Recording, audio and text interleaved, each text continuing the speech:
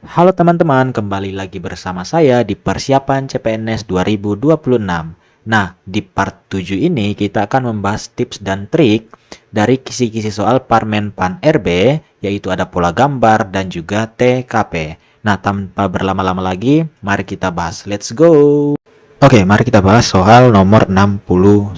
Ya, jadi kalau misalkan ada operasi akar seperti ini, teman-teman harus ingat bahwa akar A dikali akar B itu sama dengan akar AB.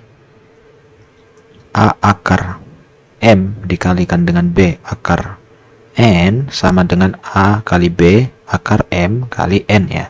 Jadi dari soal ini kita bisa tulis bahwa 2 akar 3 kita kali dengan 3 akar 3 kurang 4 akar 2 ya, sama dengan 2 kali 3 akar 3 kali 3 ya, akar 3 kali akar 3 ya, dikurangi dengan 2 kali 4 kalikan dengan akar 3 kali akar 2 ya, sama dengan 6 ya. Akar 3 kali akar 3 itu adalah 3 dikurangi dengan 8 akar 6 sama dengan 18 kurang 8 akar 6. Jadi jawabannya adalah bagian C. Nah, lanjut ke soal logika urutan. Jadi, kalau misalkan teman-teman punya soal seperti ini, maka teman-teman harus nulis yang diketahui. Berarti misalkan A lebih besar atau lebih tinggi dari B, ya. Kemudian apalagi B lebih tinggi dari C dan B lebih tinggi dari D. Kemudian E lebih tinggi dari B dan E lebih tinggi dari F ya. Dari sini kita bisa tahu bahwa E lebih tinggi dari B, lebih tinggi dari C, dan E lebih tinggi dari B dan lebih tinggi dari D. Nah, hindari asumsi yang tidak diberikan atau tidak diketahui ya. Jadi dari sini kita bisa lihat jawabannya, D lebih tinggi dari F. Apakah ada? Tidak ada hubungannya ya. B, F lebih tinggi dari C, juga tidak ada hubungannya. F dengan C itu tidak ada. E lebih tinggi dari D ya, seperti ini. Jadi jawabannya itu adalah C ya. E lebih tinggi daripada D ya. Nah, kalau teman-teman mendapatkan soal pola gambar seperti ini, teman-teman harus ingat bahwa cari pola yang konsisten ya. Yang konsisten, oke? Mulai dari arsiran, jumlah, posisi, rotasi, dan lain sebagainya. Yang kedua, tipsnya adalah bandingkan ya. Bandingkan. Nah, yang ketiga adalah cari perbedaan. Nah, jadi kalau misalkan kita lihat di bagian B, C, D, E, di sini semuanya sama ya. Tapi hanya yang berubah adalah arahnya gitu. Ini ke atas, ini ke samping kanan, ini ke samping kiri, dan ini ke bawah arahnya. Nah, yang berbeda adalah bagian A. Di sini arsirannya semuanya arsiran sempurna ya. Jadi maka jawabannya adalah bagian A. Masih soal pola gambar, dan di sini yang kita bisa lihat adalah jumlahnya ya. Jadi semua bentuk ini jumlahnya 3 ya. Nah, hanya ada satu yang jumlahnya 2. Berarti harusnya ini jawabannya adalah A. Jadi selain jumlah juga, di sini teman-teman bisa melihat posisi ya. Ini posisi atas, tengah, dan bawahnya juga tidak ada bentuk yang ini. Jadi jawabannya adalah A. Sangat simpel sekali. Nah, pada soal nomor 65 ini, kita akan fokus ke bintang dan kotak warna hitam ya. Jadi kalau misalkan kita lihat ke 5 gambar ini, ada satu persamaan pada keempat gambar, yaitu bintangnya akan selalu berada di kanan bawah kalau misalkan kita putar. Jadi ini kita putar, oh enggak, ini kita enggak putar ya, ini yang kita putar searah jarum jam ya, maka bintangnya akan berada di kanan bawah. Ini juga kalau misalkan kita putar ya, ini akan berada di kanan bawah. Ini kalau kita putar berlawanan arah jarum jam, ini juga akan berada di kanan bawah ya. Nah, yang berbeda adalah bagian C. Karena kalau ini kita putar, bintangnya ini akan berada di kiri bawah ya. Jadi dia akan nanti berada di sini. Jadi jawabannya yang berbeda adalah C ya. Jadi C. Lanjut ke soal nomor 66, yaitu soal TKP untuk problem solving ya. Jadi bengkel mobil milik Jai semakin banyak pelanggan, sedangkan karyawan yang ia miliki masih sangat terbatas. Ini masalahnya. Untuk menghadapi situasi seperti ini yang dilakukan Jai, sebaiknya A. Berusaha melayani pelanggan dengan karyawan yang ia miliki sekarang. Ini baik tetapi tidak menyelesaikan masalah ya. Jadi masih ada masalah, yaitu karyawannya tidak bertambah ya. Tidak menyelesaikan masalah.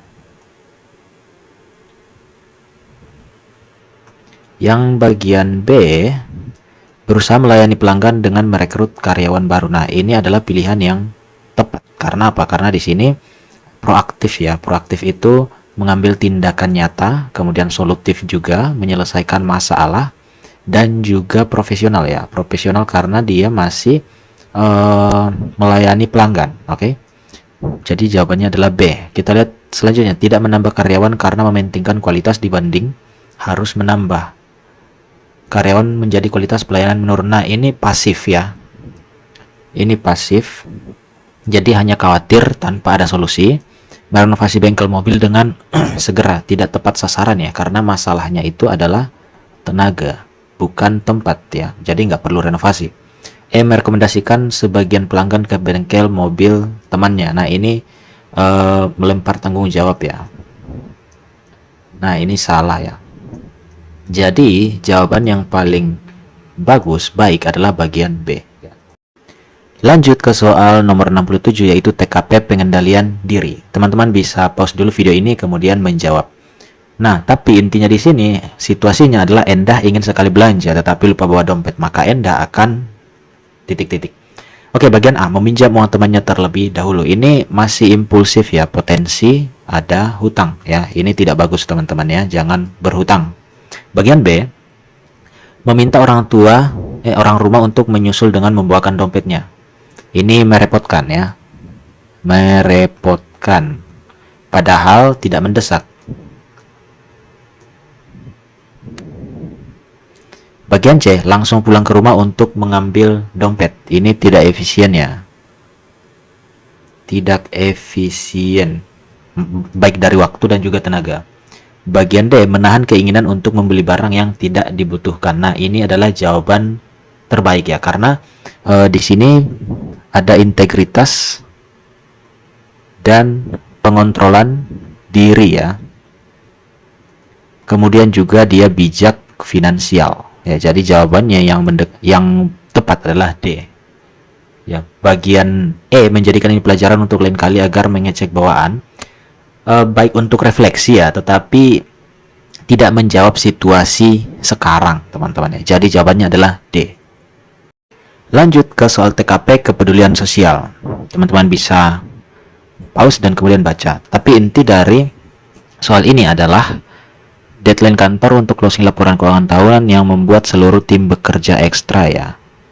Kemudian ketika sudah beristirahat, tiba-tiba PRT datang untuk mengajak Anda bekerja bakti. Ya, jadi situasinya adalah Anda baru selesai lembur, kemudian diajak untuk kerja bakti. Nah, mari kita lihat jawaban bagian A, mengiyakan ajak PRT, tetapi tidak berangkat. Nah, ini tidak jujur ya. Ini jangan dicontoh, tidak jujur. Dan tidak bertanggung jawab ya. Tidak bertanggung jawab. Mari kita lihat jawaban nomor bagian B ya. Bergabung bersama warga lainnya untuk kerja bakti. Nah, ini adalah jawaban terbaik ya. Karena apa? Karena di sini kepedulian sosial ada ya. Jadi mengutamakan kegiatan bersama. Kemudian juga ada semangat gotong royong ya. Dan juga tanggung jawab sosial, oke? Selanjutnya adalah bagian C. Segera berangkat kerja bakti setelah Anda merasa cukup pulih ya. Baik ya, ini baik, tetapi menunda ya. Menunda partisipasi. Ini masih kurang oke lah. D, memohon maaf kepada PRT dan menceritakan kondisi. Masih diterima tetapi kurang partisipatif ya, kurang partisipatif ya. memohon maaf kepada PRT dan membawakan cemilan untuk warga yang melaksanakan kerja bakti. Ini hanya simbolis ya, hanya simbolis. Ini dan tetapi tidak ikut serta. Jadi jawaban yang paling bagus adalah bagian B, karena kepedulian sosial itu lebih besar atau lebih tinggi dari pribadi ya teman-teman. Lanjut ke soal nomor 69, yaitu soal TKP konflik dalam tim. Dalam satu divisi, Dana memiliki 5 orang rekan. Di antara kelima rekan tersebut, ada salah satu rekan yang menjadi penghalang mereka dalam menyelesaikan tugas yang diberikan perusahaan. Apa yang seharusnya Dana lakukan? Oke, kita lihat di bagian A, memanggilnya dan membicarakan baik-baik dengan rekan satu tim. Ya, jadi di sini kolaboratif ya. Jadi menyelesaikan masalah secara internal tim, kemudian juga komunikatif. Jadi bicara baik-baik ya, bukan konfrontasi, dan menghargai hubungan tim ya. Tidak langsung main laporkan, tetapi dibicarakan baik-baik. Bagian B, memaklumi bahwa itulah dinamika yang terjadi dalam satu tim. Di sini pasif dan membiarkan masalah ya. C, gerak langkah orang tersebut perlu diperhatikan dan diawasi, baik untuk monitoring, tetapi masih perlu komunikasi ya. Segera melaporkan kepada pimpinan divisi. Nah, ini langsung eskalasi ya. Eskalasi. Ini kurang bagus karena kurang usaha internal.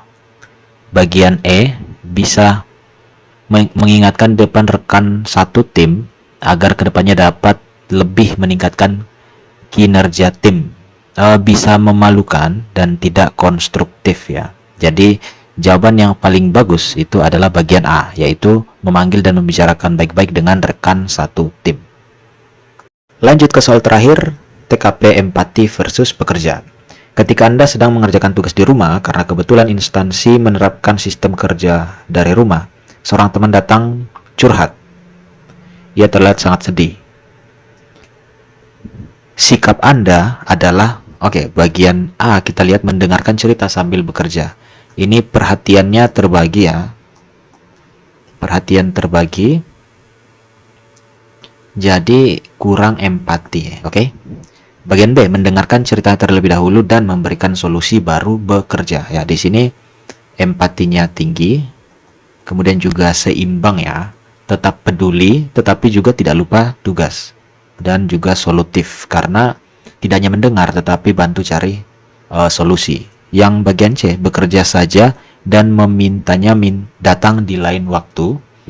Ini terlalu kaku ya, dan juga tidak peduli.